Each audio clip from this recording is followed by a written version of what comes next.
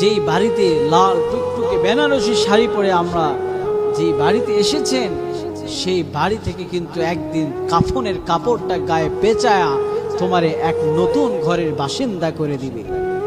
সেদিন কেউ তোমার পাশে থাকবে না।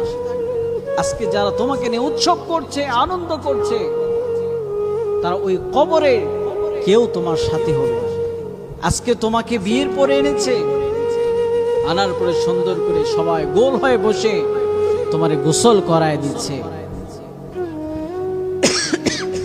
নতুন কাপড় পরিধান করে তোমাকে তোমার সুন্দর রুমের মধ্যে তোমারে শোয়ায় দিচ্ছে।